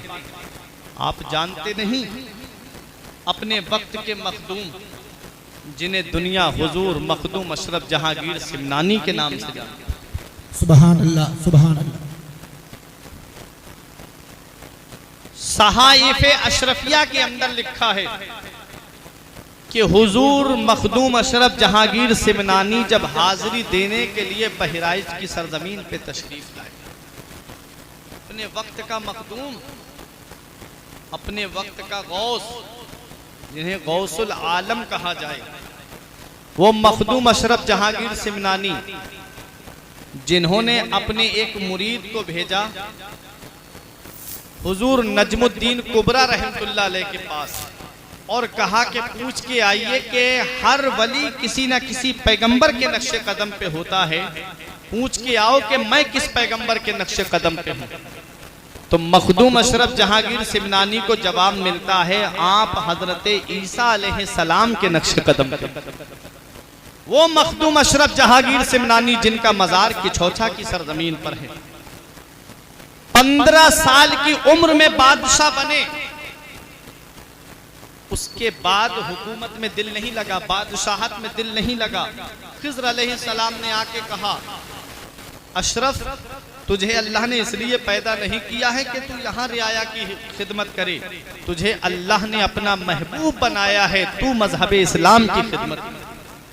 हुकूमत अपने बड़े भाई को दे दी, हुकूमत अपने भाई मोहम्मद आरफ को दे दी, और हुकूमत को छोड़ करके आपने राह खुदा का सफर शुरू कर दिया। छोड़ दी बादशाहत, फकीराना लिबास पहन लिया, गुदड़ी पहन ली और आ गए। माँ ने कहा था बेटा ऐसे हुकूमत छोड़ के जाएगा तो लोगों में इंतशार पैदा हो जाएगा, ऐसा कर बेटा तू एक लश्कर साथ में ले ले और वो लश्कर तुझे शहर के बाहर तक छोड़ आएगा ताकि लोगों को ये लगे कि मेरा बेटा एक जंग के लिए जा रहा है। कहा ठीक है अम्मी, आप चले। मखदूम अशरफ जहांगीर सिमनानी जब सिमनान से बाहर निकले तो फौज को वापस कर दिया, लेकिन 2 लोग नहीं माने, बोले नहीं हम आपके साथ चलेंगे। एक मकाम ऐसा आया कि मखदूम अशरफ जहांगीर सिमनानी ने देखा कि वो दोनों सो रहे हैं, आपने अपनी सवारी ली और सवारी लेकर के आप चल दिए। उसके बाद आपने देखा कि ये सवारी, उस सवारी को भी छोड़ दिया और पैदल चल दिए। हुकूमत छोड़ी, बादशाहत छोड़ी, जाहो जलाल छोड़ा, जाहो हशमत छोड़ी और पैदल चल दिए अल्लाह की राह में। सफर करते रहे, सफर करते रहे। जब बिहार की सरजमीन पे कदम रखा तो वहां एक बहुत बड़े अल्लाह के वली हुजूर सैयद शरफुद्दीन याहिया मुनीरी के विसाल का वक्त करीब था। तो लोगों उन्होंने अपने मुरीदों से कहा कि मेरी जो नमाज, जनाजे की नमाज पढ़ाएगा वो सहीहुन नसब आले रसूल होगा और वो बादशाहत को छोड़ के आया होगा, वो तारिक सल्तनत होगा। लोगों ने कहा कि हुजूर, फिर कहा वो मेरे जनाजे की नमाज पढ़ाएगा। अब लोग इंतजार कर रहे थे हजरत का। जब विसाल हो गया, विसाल के बाद में लोगों ने देखा कि एक नौजवान चला आ रहा है, गर्द गुबार उड़ रही है, लेकिन चेहरा बड़ा हसीन और जमील है। करीब आए, सलाम किया, कहा क्या बात है? कहा क्या आप सैयद सहीहुन नसब है? कहा अल्हम्दुलिल्लाह मैं सैयद सहीहुन नसब हूँ। कहा आप बादशाहत छोड़ के आए हैं? कहा हाँ। कहा आपका नाम अशरफ है? कहा हाँ मेरा नाम अशरफ है। कहा आइए और आप जनाजे की नमाज पढ़ाइए। अपने वक्त का वली सैयद शरफुद्दीन याहिया मुनीरी जिनके लिए वसीयत करके जाए मेरे जनाजे की नमाज सैयद सहीहुन नसब मखदूम अशरफ जहांगीर सिमनानी पढ़ाएंगे। और जब नमाज जनाजा पढ़ा दी और जब कब्र के अंदर रख दिया गया सैयद शरफुद्दीन याहिया मुनीरी को, तो उनका हाथ बाहर निकल आया। अब लोगों ने कहा कि ये हाथ बाहर क्यों निकला? तब मखदूम अशरफ जहांगीर सिमनानी ने फरमाया कि इनको एक ताज मिला था, वो ताज तुम लोगों के में से किसी के पास है और हजरत ने वसीयत की थी कि उसको मेरे कफन में रख दिया जाए। तो कहा कि वो ताज तुमने नहीं रखा? तो एक मुरीद बोला मेरे पास है, लेकर के आया। वो ताज रखा, हाथ पे रखा, तब हाथ सैयद शरफुद्दीन याहिया मुनीरी का अंदर गया। जुब्बा मिला आपको वहां खानकाह से। उसके बाद सफर करते करते करते करते किछौछा की सरजमीन पे आए। किछौछा की सरजमीन पे आपने क़याम किया। वो मखदूम अशरफ जहांगीर सिमनानी फरमाते हैं कि जब मैं बहराइच आया, सैयद सालार मसूद गाजी के आस्थाने पर मैंने हाजिरी दी, तो मैंने हजरत खिज़्र अलैहिस्सलाम से एक दिन में 70 मरतबा मुलाकात। सुभान अल्लाह, सुभान अल्लाह, सुभान अल्लाह। इतनी बड़ी हस्ती के कुर्ब में आप रहते। बहुत खूब, बहुत सुभान अल्लाह, सुभान। फरमाते हैं जितना मैंने खिज़्र अलैहिस्सलाम को गाजी पाक के आस्थाने पे देखा, इतना मैंने पूरी रूए जमीन पे उनको कहीं नहीं देखा। एक दिन में 70 मरतबा, कभी बच्चे के रूप में, कभी जवान के रूप में, कभी बूढ़े के रूप में। फरमाते हैं मखदूम अशरफ जहांगीर सिमनानी, एक दिन मैं था गाजी पाक के आस्थाने पे और मेरे साथ सैयद अफजलुद्दीन अबू जाफर अमीर माह थे, बेशक बेशक, और खिज़्र अलैहिस्सलाम थे। सिर्फ 3 थे गाजी पाक के आस्थाने पर। ये सैयद अफजलुद्दीन अबू जाफर अमीर माह कौन है? जो गाजी पाक के आस्थाने पे झाड़ू लगाते थे। अपने वक्त का बादशाह जिसे दुनिया फिरोज शाह तुगलक के नाम से जानती है, उसने ठट पे हमला किया था।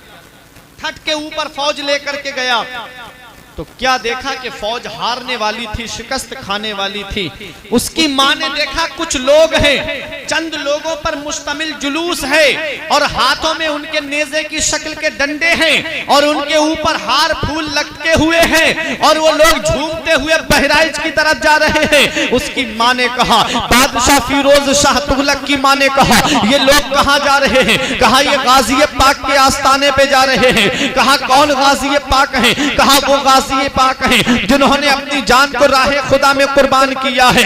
उनके वसीले से अल्लाह दुआएं कबूल करता है, उनके वसीले से अल्लाह लोगों की मदद करता है। कहा उसकी मां ने बहराइच की तरफ रुख करके कहा, ऐ मेरे गाजी पाक, मेरा बेटा एक बहुत बड़ी मुहिम के लिए गया है, मेरा बेटा जंग के लिए गया हुआ है। ऐ मेरे बहराइच के गाजी पाक, अगर मेरा बेटा कामयाब हो गया, अगर मेरा बेटा जंग जीत गया, अगर मेरा बेटा फतह नुसरत के साथ वापस आया तो मैं अपने बेटे को अपने साथ लेकर के आऊंगी और गुलामाना अंदाज में मेरा बेटा आएगा।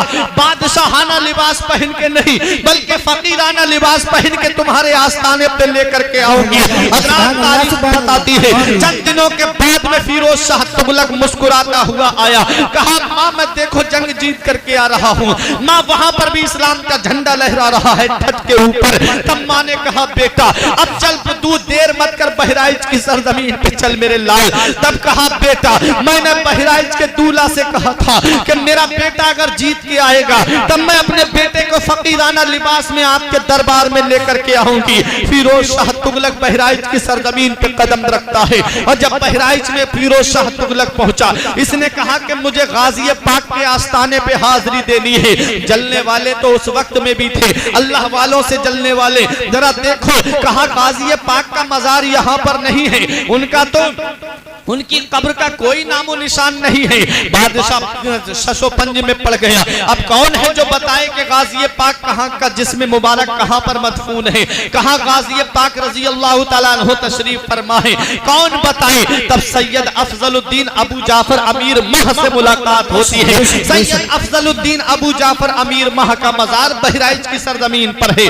हजरात सैयद अफजलुद्दीन अबू जाफर अमीर माह से कहा, आप मेरी जरा मेरी हाजिरी करा दीजिए गाजी पाक के आस्थाने पर। लोग कह रहे हैं गाजी पाक का मजार यहाँ पर नहीं है।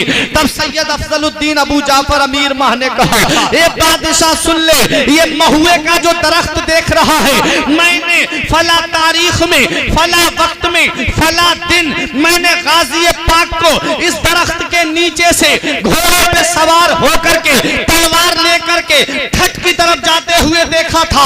बादशाह ने जेब से पर्चा निकाला, तारीख देखी, वक्त देखा, दिन देखा, कहने लगा यही गाजी पाक का मजार है, क्योंकि जिस तारीख में मुझे फतह मिली थी वो तारीख यही थी, जिस वक्त में मुझे फतह मिली थी वो वक्त भी यही था, जिस दिन मुझे फतह मिली थी वो दिन भी यही था। बादशाह फिरोज शाह तुगलक गाजी पाक के आस्थाने पर अब आ रहा है, गुलामाना अंदाज में आ रहा है। हजरात गिरानी, फिरोज शाह तुगलक ने कहा था मुझे जो फतह मिली थी वो फतह मिली नहीं थी बल्कि वो गाजी पाक के वसीले से मिली थी, वो मसूद गाजी के वसीले से मिली थी। हजरत सैयद अफजलुद्दीन अबू जाफर अमीर माह अपने साथ जब फिरोज शाह तुगलक को लेकर के चले तो कभी एड़ी के बल चल रहे हैं, कभी पंजों के बल चल रहे हैं, कभी कदम इधर रखे कभी कदम इधर रखे, टेढ़े मेढ़े चल रहे हैं। बादशाह बोला ये कैसे चल रहे हो? जमीन तो हमवार नजर आ रही है, जमीन तो एक सी नजर आ रही है, जमीन तो यकसा नजर आ रही है, आप ये टेढ़े मेढ़े क्यों चल रहे हैं? आप ये कदम को कभी पंजों के बल कभी एड़ी के बल इस तरह से क्यों चल रहे हैं? तब अल्लाह के वली ने कहा बादशाह जो मैं देख रहा हूँ वो तू नहीं देख रहा है। फिरोज शाह तुगलक बोला आप क्या देख रहे हैं? तब अल्लाह के वली ने अपनी टोपी सर से उतारी और बादशाह के सर पे रख दी। बादशाह के सर पे टोपी का रखना था कि जमीन का निचला हिस्सा रोशन हो जाता है। हर तरफ शहीदों के जिस्म नजर आ रहे थे, हर तरफ शहीदों की जिस्म मुबारक नजर आ रहे थे। बादशाह सोच में पड़ गया कहां कदम रखो। तब अल्लाह के वली वली ने कहा, ए बादशाह सुन ले, तुझ में और हम में यही फर्क है, तू बगैर देखे चल रहा था और हम देख करके चल रहे थे। ये गाजी पाक का आस्ताना है। फिरोज शाह तुगलक ने उसी दिन से गाजी पाक के आस्ताने पर फकीराना जिंदगी गुजार दी और गाजी पाक के आस्ताने पर झाड़ू लगाने का काम ले लिया।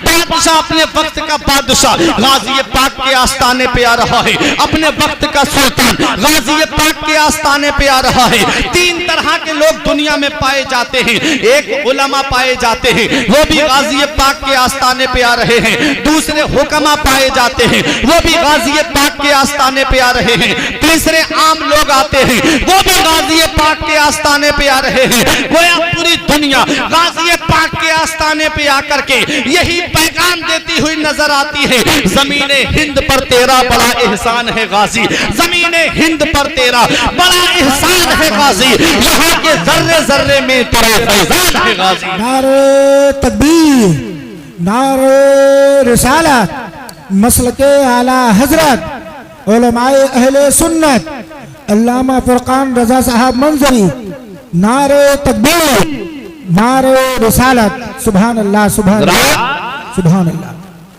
ये है सैयद सालार मसूद गाजी, आपकी रूहानियत आज भी जलवा फरमाए, आज भी अपनी रूहानियत के जरिए इस उर्से पाक में बैठे लोगों को भी देख रहे हैं। मेरे गाजी पाक रजी अल्लाह ताला अन्हु को कहां कहां देखो, बहुत बड़ी हस्ती आपके कुर्ब में है। हम तो किस्मत पे नाज करते हैं, कभी इधर इलाके में प्रोग्राम होता है, जब हाजिरी देने उस आस्थाने पे जाते हैं तो अपनी किस्मत पे फख्र करते हैं।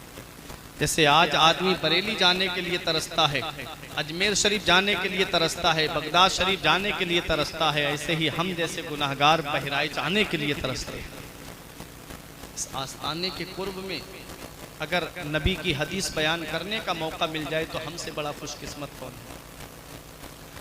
वो बहराइच की सरजमीन, वो मेरे गाजी दूल्हा जो बहराइच में आराम फरमा रहे हैं, कहाँ कहाँ देखोगे फिरोज शाह तुगलक जैसा बादशाह हुकूमत छोड़ के गाजी पाक के आस्थाने पे गुलामाना जिंदगी गुजार रहा है, गुलामाना जिंदगी बसर कर रहा है।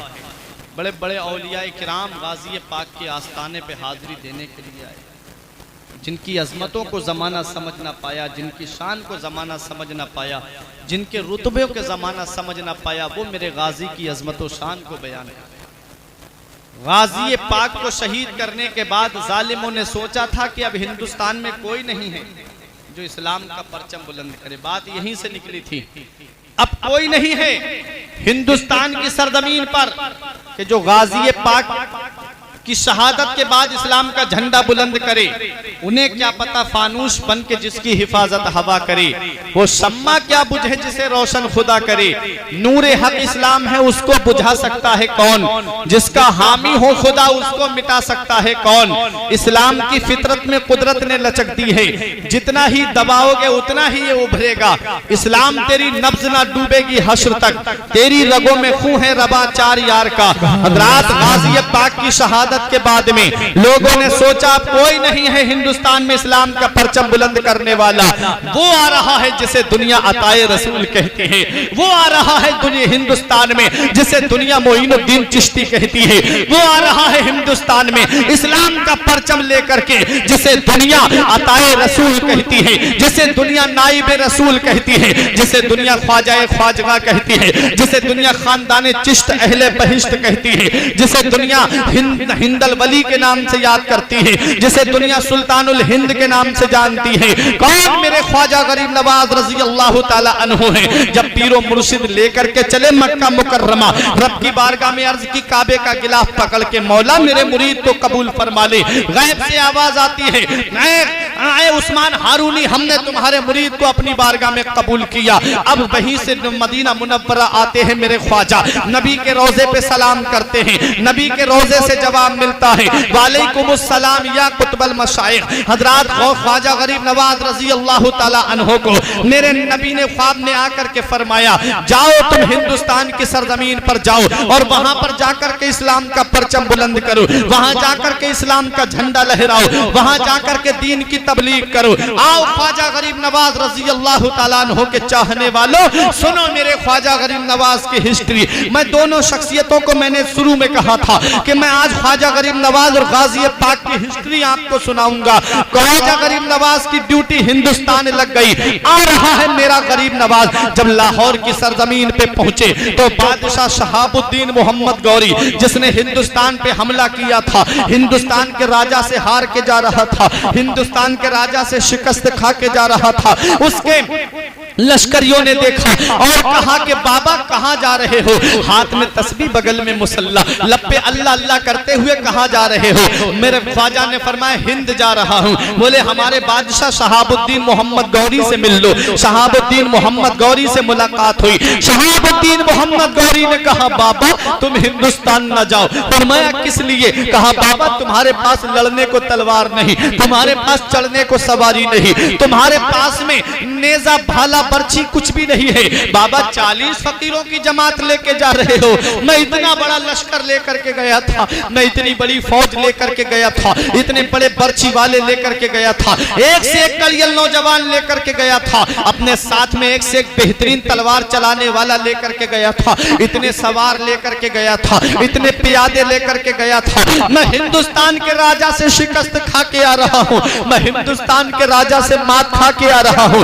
बाबा तुम हिंदुस्तान न जाओ। हिंदुस्तान जाकर के क्या करोगे? बाबा वहां कोई अपना नहीं है, बाबा वहां कोई नबी को पुकारने वाला नहीं है, बाबा आप हिंदुस्तान न जाओ। तब मेरे गरीब नवाज ने फरमाया शहाबुद्दीन मोहम्मद गौरी सुन ले, तू मुझे किस लिए कह रहा है? कहा बाबा हिंदुस्तान न जाओ, मैं लश्कर लेके गया तब मैं हिंदुस्तान पे कब्जा ना कर पाया, तुम्हारे पास तो फौज भी नहीं है, किस लिए जा रहे हो?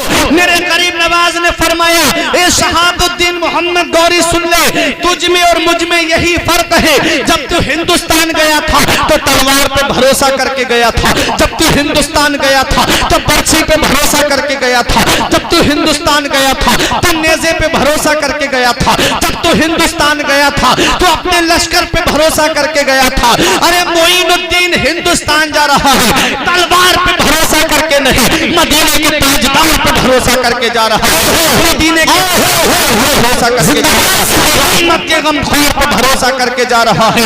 किसी ने कहा बाबा कौन सी ताकत पे तुम्हें नाज है, क्या तो कौन सी ताकत पे तुम्हें भरोसा है? तो यही जवाब मिलता है जो शायर ने कहा, न ताकत पर, न तकवा पर, न ज़ुहदो इत्तिका पर है, न ताकत पर, न तकवा पर, न ज़ुहदो इत्तिका पर है, हमारा नाज जो कुछ है मोहम्मद मुस्तफा पर है। नारे तकबीर, नारे रिसालत, नारे रिसालत, अल्लामा फुरकान मंजरी साहिब क़िबला, नारे तकबीर, नारे रिसालत, जिंदाबाद जिंदाबाद। किसी ने कहा बाबा खाने को खाना नहीं, पीने को पानी नहीं, लड़ने को तलवार नहीं, चढ़ने को सवारी नहीं, बाबा क्या लेकर के जा रहे हो? तो जवाब सुनो जो शायर ने कहा है, तलवार ना नेजा ना सिपर लेके चले हैं, तलवार ना नेजा ना सिपर लेके चले हैं, हम घर से मदीने की नजर लेके चले हैं।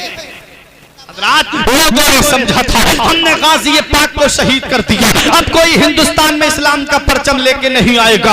हमने गाजी पाक को शहीद कर दिया, अब कोई हिंदुस्तान में इस्लाम का झंडा लहराने नहीं आएगा। अल्लाह ने उस महबूब बंदे को भेजा जिसे दुनिया अताए रसूल कहती है। गरीब नवाज को हिंदुस्तान का सुल्तान बना करके भेजा, गरीब नवाज को हिंदुस्तान का बादशाह बना करके भेजा। बाबर अपने से बादशाह बना, नाम मिट गया। हुमायूं अपने से बादशाह बना, नाम मिट गया। शाहजहां अपने से बादशाह बना, नाम मिट गया। अकबर अपने से बादशाह बना, मुजद्दिद अल्फसानी ने उसकी अकबरियत का खात्मा कर दिया। लेकिन कसम खुदा की तारीख बताती है मेरा गरीब नवाज अपने से सुल्तान नहीं बना है, अपने से बादशाह नहीं बना है, उसे बादशाह बनाया है तो मदीने के ताजदार ने बादशाह बनाया है। उसे कुर्सी पे बिठाया है तो मदीने के ताजदार ने कुर्सी पे बिठाया है। उसे हिंद की हुकूमत दी है तो बगदाद के गौसे आजम ने दी है।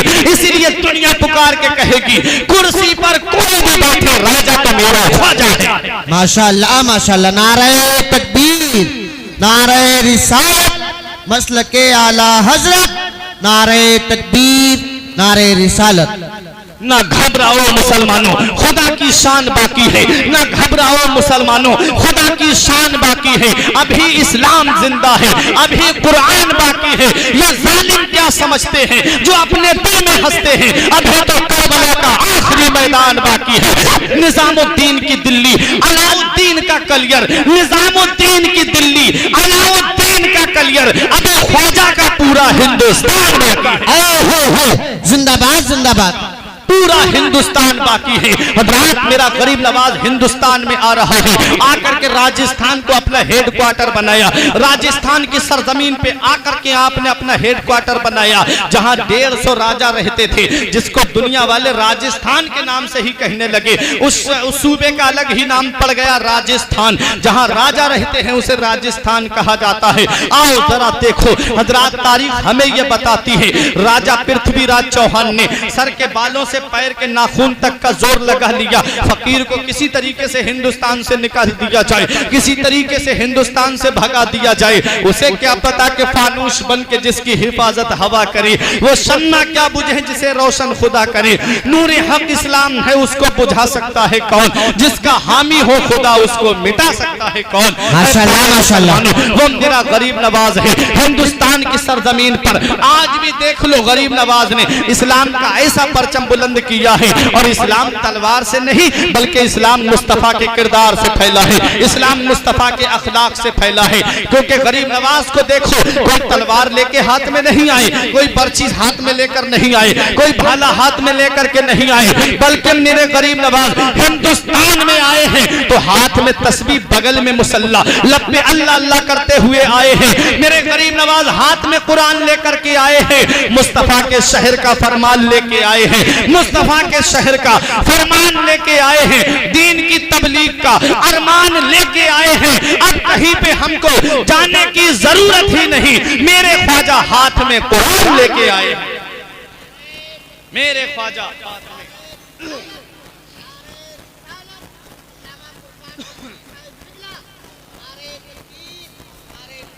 मैं गरीब नवाज की बात बता के बहुत जल्दी अपनी तकरीर को खत्म करने वाला हूँ, क्योंकि सिग्नल मिल चुका है। अब आओ जरा देखो कौन ख्वाजा गरीब नवाज है। आस्ताना अजमेर की सरजमीन पर है, अजमेर की सरजमीन पे मेरे ख्वाजा आराम फरमा रहे हैं। आज भी अजमेर की सरजमीन पे मेरे ख्वाजा क़याम फरमा है। लेकिन दुनिया बताती है, दुनिया जानती है कि गरीब नवाज को कोई अजमेर की धरती से निकाल नहीं पाया। गरीब नवाज को के जो तलवार पे भरोसा करके आए थे वो वापस चले गए, जो नेज़े पे भरोसा करके आए थे वो वापस चले गए, और जो मदीने के ताजदार पे भरोसा करके आया था वो आज भी अजमेर की धरती पे कयाम कर रहा है। जो मदीने के ताजदार पे भरोसा करके आया था वो बहराइच की सरजमीन पे आज भी कयाम कर रहा है। हजरात गिरामी, आज दुनिया वाले जानते हैं और जानते रहेंगे, कुर्सी पे कोई भी बैठे, राजा तो मेरा ख्वाजा है। हजरात गरीब नवाज रजी अल्लाह तआला अन्हु के आस्थाने पर आज भी देखो चादरें पहुंचाई जा रही हैं, बड़े बड़े रहनुमा आ रहे हैं, बड़े बड़े लीडर आ रहे हैं, बड़े बड़े कौम के नुमाइंदे आ रहे हैं, बड़े बड़े एक्टर्स आ रहे हैं, बड़े बड़े अदाकार आ रहे हैं। तारीख उठा करके देखो मेरे गरीब नवाज की। आओ जरा मोहब्बत से सुनो प्यारे मुसलमानों, गरीब नवाज के आस्थाने पे कौन आ रहा है? वो अमेरिका जो अपने आप को सुपर पावर कह रहा है, वो अमेरिका जो अपने आप को सबसे बड़ा ताकतवर मुल्क कह रहा है। उसके ओबामा के दौर में अमेरिका से भी चादर आई गरीब नवाज के आस्थाने पे, और एक चिट्ठी आई जिसमें लिखा था, हिंदुस्तान के गरीब नवाज मेरे मुल्क के लिए भी दुआ कर दीजिए। गरीब नवाज के आस्थाने पे चादर अमेरिका पहुंचा रहा है। अमेरिका भी जान रहा है कि हिंदुस्तान की कुर्सी पे कोई भी बैठे लेकिन राजा गरीब नवाज है, हुकूमत गरीब नवाज की चल रही है। और सुनो प्यारे मुसलमानों, पूर्व पीएम मनमोहन सिंह ने चादर गरीब नवाज के आस्थाने पर पहुंचाई, मौजूदा पीएम ने चादर गरीब नवाज के आस्थाने पे पहुंचाई। और आगे बढ़ो, बड़े बड़े एक्टर्स गरीब नवाज के आस्थाने पे आए, बड़े बड़े अदाकार गरीब नवाज के आस्थाने पे आए, जिनके करोड़ों फॉलोवर हैं वो गरीब नवाज के आस्थाने पे आ रहे हैं, जिनके करोड़ों चाहने वाले हैं, वो गरीब नवाज के आस्थाने पे आ रहे हैं, फूलों की टोकरी सर पे लेकर के आ रहे हैं और आकर के गरीब नवाज के आस्थाने पे माथा टेक रहे हैं, क्योंकि जानते हैं कि जब बिगड़ती है तो कोई बनाने वाला नहीं है, जब उनकी बिगड़ती है तो कोई फॉलोवर काम नहीं आता है, जब बिगड़ती है तो कोई मुहिब काम नहीं आता है, जब बिगड़ती है तो कोई उनका फॉलोवर काम नहीं आता है। अगर काम आता है तो अजमेर का गरीब नवाज काम आता है, अगर काम आता है तो अजमेर का आता है रसूल काम आता है। आकर के बड़े बड़े नेता, बड़े बड़े लीडर, बड़े बड़े अदाकार गरीब नवाज के आस्थाने की चौखट पे बैठ करके यही पैगाम देते नजर आते हैं, सुनाने अपनी बर्बादी के अफसाने कहाँ जाते, सुनाने अपनी बर्बादी के अफसाने कहाँ जाते, तेरा दर छोड़कर खो जाइए दीवाने कहाँ जाते। हमेशा भीख हमने तो इसी चौखट से पाई है, हमेशा भीख हमने तो इसी चौखट से पाई है, हम अपना दामने उम्मीद फैलाने कहाँ जाते। माशाल्लाह माशाल्लाह, जिंदाबाद जिंदाबाद। नारे तकबीर, नारे रिसालत, नारे रिसालत, मसलके आला हजरत, फैजाने आला हजरत अल्लामा फुरकान मंजरी साहिब क़िबला। नारे तकबीर, नारे रिसालत। बादशाहों की तरह और ना वजीरों की तरह। बहुत देर से खामोश बैठे हो, इस शेर पे अगर खामोश रहे तो समझूंगा मेरी तकरीर आपकी समझ में नहीं आई। बादशाहों की तरह और ना वजीरों की तरह, हम तो दरवेश थे, आए थे यहाँ बादशाहों की तरह और ना वजीरों की तरह, हम तो दरवेश थे, आए थे यहाँ पीरों की तरह। राजमहलों में कहां ढूंढ रहे हो हमको, राजमहलों में कहां ढूंढ रहे हो हमको, अरे हम तो अजमेर में रहते हैं फकीरों की तरह। राजमहलों में कहां ढूंढ रहे हो हमको, हम तो अजमेर में रहते हैं फकीरों की तरह। हजरात देखो गरीब नवाज के आस्थाने पर बड़े बड़े लीडर आ रहे हैं, बड़े बड़े एक्टर्स आ रहे हैं, बड़े बड़े जिनके चाहने वाले करोड़ों फॉलोवर हैं, जिस तरफ निकल जाएं लोग लाइन लगा करके जिनके लिए खड़े हो जाएं, वो गरीब नवाज के आस्थाने पर टोकरी सजा करके फूलों की आ रहे हैं और यही पैगाम दे रहे हैं, कुर्सी पर कोई भी बैठे राजा तो मेरा ख्वाजा है। आज भी गरीब नवाज की हुकूमत चल रही है, कल भी गरीब नवाज की हुकूमत चल रही थी। देखो प्यारे मुसलमानों, क्योंकि गरीब नवाज अपने से बादशाह नहीं बने हैं हजरात, आज वो बादशाह हैं जिनको हुकूमत ने वोट देकर के कुर्सी पे बिठाया है, आज वो लीडर हैं जिन्हें जनता ने वोट दे के कुर्सी पे बिठाया है। हुकूमत आती है और आती रहेगी, किसी ने 70 साल हुकूमत की, कोई अब कर रहा है, कोई आगे चल करके हुकूमत करेगा, ये हुकूमतें आती हैं और जाती रहेंगी। लेकिन गरीब नवाज की हुकूमत देखो, 809 साल हो गए मेरे गरीब नवाज को पर्दा किए हुए, लेकिन दुनिया जानती है कि मेरे गरीब नवाज ने 809 साल तक, जब अंग्रेजों का सयाह हिंदुस्तान घूमने आया और उसने देखा कि मैं पता लगाऊं हिंदुस्तान में सबसे ज्यादा कीमती चीज क्या है, सबसे ज्यादा अजीब चीज क्या है, तो अजमेर की सरजमीन पे जाने से पहले आगरे का ताजमहल देखा, फिर दिल्ली की जामा मस्जिद देखी, फिर कुतुब मीनार देखा, फिर देखने के बाद में लाल किला देखा, उसके बाद अजमेर की सरजमीन पर आया। अजमेर में जब आया तो क्या देखता है कि एक कब्र है, एक मजार है और लाखों चाहने वाले उनके आस्थाने पर अदब के साथ खड़े हुए हैं। जब अपने मुल्क अमेरिका वापस गया तो लोगों ने पूछा, दोस्तों ने पूछा, हिंदुस्तान में सबसे ज्यादा अजीब चीज क्या देख करके आया है, तब उसने कहा था, लोगों मैंने ताजमहल भी देखा है, मैंने कुतुब मीनार भी देखा है, मैंने लाल किला भी देखा है, लेकिन सबसे ज्यादा अजीब चीज जो मैंने देखी है वो अजमेर की सरजमीन पे देखी है। एक सूफी महंत है जिन्हें ख्वाजा गरीब नवाज कहा जाता है, उनकी कब्र बनी हुई है और वो कब्र पूरे हिंदुस्तान पर हुकूमत कर रही है, पूरे हिंदुस्तान पर हुकूमत कर रही है। हिंदू मुस्लिम सिख ईसाई सभी दर पर आते हैं, हिंदू मुस्लिम सिख ईसाई सभी दर पर आते हैं, सबकी झोली भरते हैं, ये राजा ही कुछ ऐसे, सबकी की झोलियां भरी जा रही हैं। गंगा जमनी तहजीब देखना हो तो अजमेर की सरजमीन को देख लो। अजमेर की सरजमीन पर मेरा गरीब नवाज का आस्ताना है और मेरे गरीब नवाज के आस्ताने पर हर मजहब का इंसान आ रहा है। गैर मुस्लिम हिंदू भी आ रहा है, फारसी भी आ रहा है, जैन भी आ रहा है, ईसाई भी आ रहा है, सिख भी आ रहा है। हर मजहब का आदमी आपको गरीब नवाज के आस्ताने पे मिलेगा। गरीब नवाज के आस्ताने पे आकर के दुनिया को यही पैगाम देते हुए नजर आते हैं कि ये जो गरीब नवाज हैं, ये गरीब नवाज हैं। वो परेशान हो जिसके पास अमीर नवाज ना हो, हम गरीबों के पास में गरीब नवाज मौजूद। प्यारे मुसलमानों, मेरे गरीब नवाज की हुकूमत कल भी थी और आज भी। 95 लाख लोगों को कलमा पढ़ा करके इस्लाम में दाखिल कर दिया। 95 लाख, 1 करोड़ के करीब लोगों को मुसलमान किया। अबुल आला मौदूदी जो जमाते इस्लामी का बहुत बड़ा पेशवा है, उसने अपनी किताब रहनुमाए इस्लाम के अंदर लिखा है कि हिंदुस्तान की सरजमीन पर इस्लाम की तबलीग करने वाले सबसे बड़े मुबल्लिग का नाम ख्वाजा गरीब नवाज है।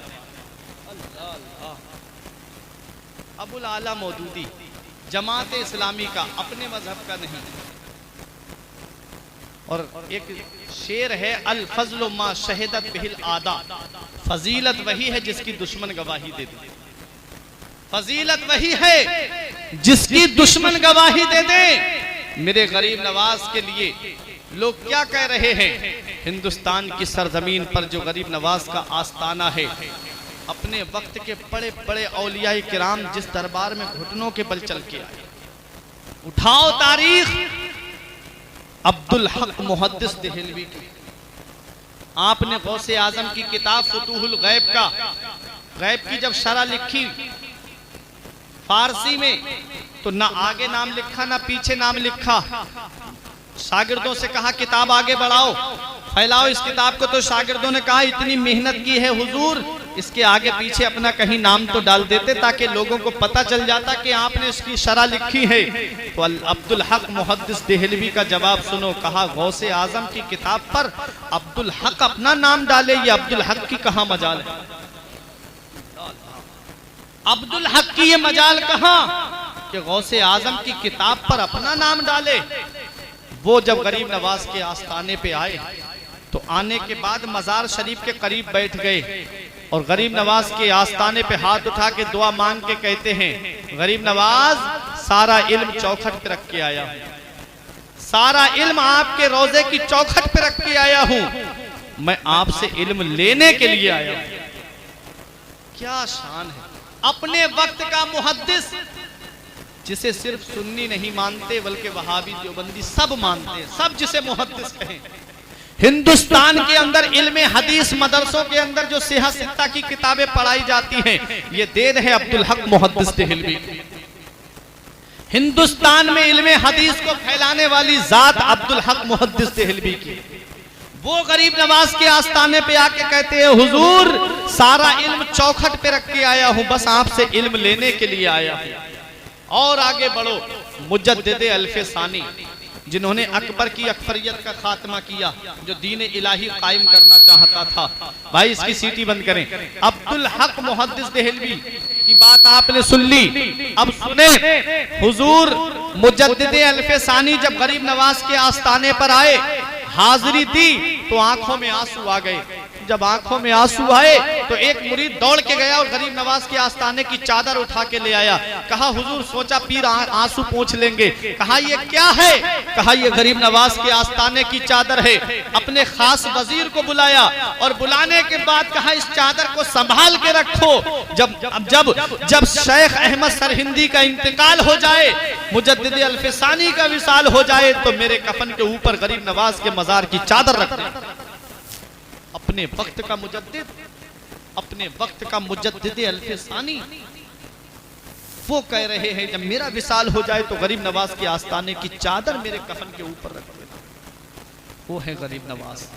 बड़े बड़े औलियाए किराम जिनके दरबार में घुटने टेक कर किया। वहां अजमेर शरीफ में जन्नती दरवाजा है। जन्नती दरवाजा किसके दौर से है?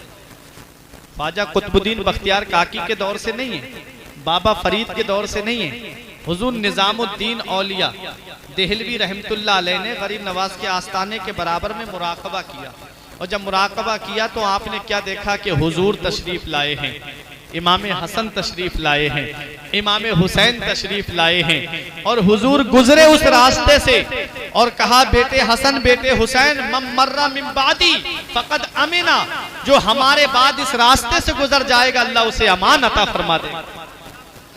हमारे बाद जो इस रास्ते से गुजर जाएगा अल्लाह उसे अमान अता फरमा देगा। अब यहाँ पहुंच के एक बहुत अच्छी बात याद आ गई। आपने पीलीभीत शरीफ में एक शख्सियत का नाम सुना होगा, अल्लामा हशमत अली खां का, मुनाज़िर अहले सुन्नत का, अल्लामा हशमत अली खां का। अल्लाहु अकबर, आला हजरत जिसे मुनाज़रे के लिए भेजा करें वो अल्लामा हशमत अली खां। जब अजमेर की स्टेशन पर पहुंचे तो 6 कम 30 24 नंबरी दूसरी तरफ थे। उन्होंने देखा हशमत अली खां को, देख के पहचान लिया अल्लामा हशमत अली को। आए और आकर के कहने लगे आप ही हशमत अली हो? कहा हाँ अल्हम्दुलिल्लाह मेरा नाम हशमत अली। कहा क्या करते हो? तो जवाब दिया हशमत अली नाम है मेरा और वहाबियों को जहन्नम में पहुंचाना काम है मेरा। अब वो और अंदर से आग बगोला हो गए। सोचा लाओ किसी मसले पे पकड़ा जाए इन्हें। जब पकड़ने के लिए कहा अजमेर शरीफ से आ रहे हो? कहा हाँ अजमेर शरीफ से आ रहा हूँ। तो कहा कि जन्नती दरवाजा देखा है? कहा हाँ देखा है, वहां से गुजरा भी हूँ। कहा अच्छा गुजरे हो? एक आया और आकर के आपके चारों तरफ घूमने लगा, सूंघने लगा। कहा क्या बात है, क्यों सूंघ रहा है? कहा हमने हदीस में पढ़ा है कि जो जन्नती होगा उसके बदन से खुशबू आएगी, जो जन्नती होगा उसके बदन से खुशबू आएगी। तो आपने फरमाया एक ही हदीस पढ़ी है, दूसरी हदीस नहीं पढ़ी। नबी ने फरमाया है जहन्नमियों को जन्नती की खुशबू तक नहीं मिलेगी। अल्लाह अल्लाह, ये है गरीब नवाज का आस्ताना। हम तो यही दुआ करते हैं परवरदिगार आलम हुजूर गरीब नवाज के फयूज व बरकात से हम सबको मुस्तफीज फरमाए। गरीब नवाज का जब विसाल हुआ था तो आपकी पेशानी पे इबारत लिखी थी हाजा हबीबुल्लाह माता फी हुब्बिल्लाह, ये अल्लाह का महबूब है, इसने अल्लाह की मोहब्बत में दुनिया से पर्दा किया है। ये अल्लाह का महबूब है और अल्लाह की मोहब्बत में इसलिए दुनिया से गया है। अब वो आयत करीमा जो मैंने अपना मौजूए सुखन बनाया, इन्नल लजीना आमनु व अमिलुस सालिहाति सयजअलु लहुमुर रहमानु बुद्दा, बेशक वो लोग जो ईमान लाए और अच्छे काम किए अल्लाह उनकी मोहब्बत लोगों के दिलों में डाल देगा। अच्छे काम किए, मेरे गाजी पाक ने अच्छा काम किया, मेरे गौसे आजम ने अच्छा काम किया, मेरे गरीब नवाज ने अच्छा काम किया। यही वजह है कि आज पूरी दुनिया उनके नाम के कसीदे पढ़ती नजर आती है, पूरी दुनिया उनकी बारगाह में खिराज अकीदत पेश करती नजर आती है। हजरात ये अल्लाह वालों को ये मकाम कैसे मिला? ये मिला है तो इत्तिबाए सुन्नत मुस्तफ़ा से, हुजूर की सुन्नत की पैरवी की है, अल्लाह के फरमान पर अमल किया है, नमाज की पाबंदी की है, रोज़ों की मुहाफ़िज़त की है, अगर मालिक निसाब हुए हैं तो ज़कात दी है, हज़रात खाना काबा का हज किया है, तभी ये मकाम व मर्तबा मिला है। इसलिए अगर तुम सच्चे चाहने वाले तभी होगे, सच्चे मुहिब तभी होगे जब अपने इन बुजुर्गों की अदाओं को अपनाओगे। जिस चीज़ का इन्होंने हुक्म दिया है वो काम करोगे तभी तुम कामयाब होगे। जिन चीज़ों से इन्होंने मना किया है उनसे रुकोगे तभी कामयाब होगे। वो नमाज की पाबंदी करते रहे, तुम नमाज की पाबंदी करते रहोगे तभी वो तुम्हारे काम कयामत में आएंगे। वो रोज़ों की पाबंदी करते रहे, तुम भी रोज़ों की पाबंदी करते रहोगे तभी वो तुम्हारे लिए कयामत के दिन खड़े हो जाएंगे रब की बारगाह में, मौला मेरे चाहने वाले हैं, मेरा दामन पकड़ा है। इसलिए अल्लाह वालों की अदाओं को अपनाओ, अल्लाह वालों के तरीके पे चलो। ये जिंदगी सवारिए दिलशाद कीजिए, लम्हात जिंदगी के ना बर्बाद कीजिए। जब मकसद हयात इबादत खुदा की है, पढ़िए नमाज, मस्जिदें आबाद कीजिए। सभी के सामने एक दिन जरूर आता है, ये हुस्न फानी है लेकिन गुरूर आता है। किसी क्रीम से पाउडर से कुछ नहीं होता, किसी क्रीम से पाउडर से कुछ नहीं होता।